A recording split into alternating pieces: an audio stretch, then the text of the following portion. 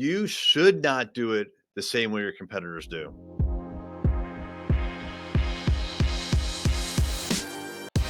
What's happening? It is Erik J. Olson.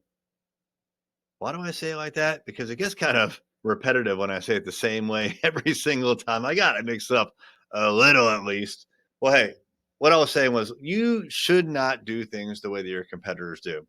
Now, I hear it a lot around here at Array Digital that, oh, competitor X does it this way, so we should do it that way. Or everybody in the industry does it Y way or Z way.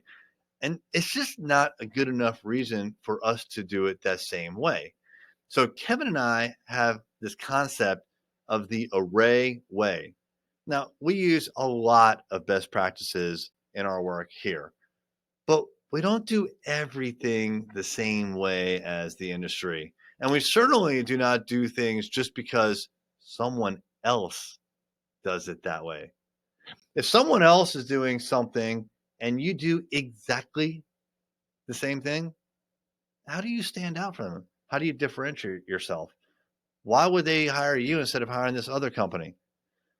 I am to the point where I don't care how other competitors do stuff. So if we want to do things like bill in advance, but everybody else bills net 30, I don't care what they do.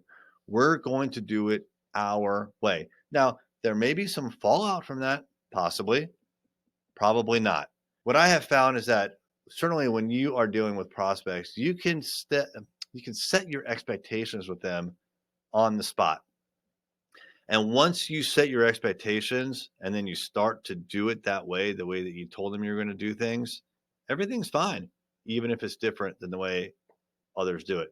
So as an example, once a prospect agrees that we are a good fit for them and we agree that they're a good fit for us, like now it's just a matter of coming to an agreement on contractual details. Well, in the contract, we say, all right, payments by ACH on the first of the month. If they don't like it, they can push back, but that's the way that we do it. And they could definitely walk away from the deal.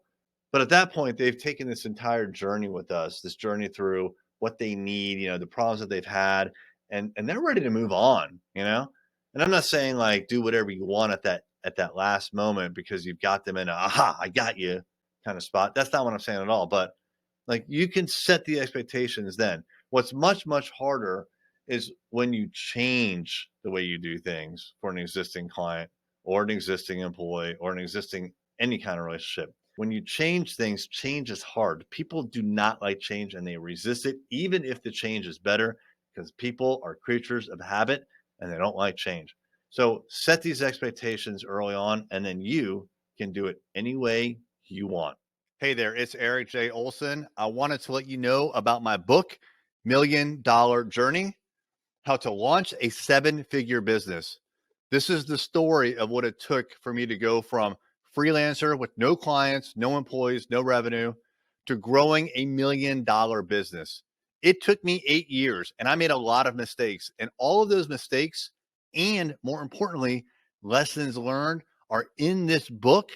And we have chapter takeaways, 5 to 15 takeaways that you can apply right now to your business. Check it out on Amazon, $1 Million Journey by me, Erik J. Olson.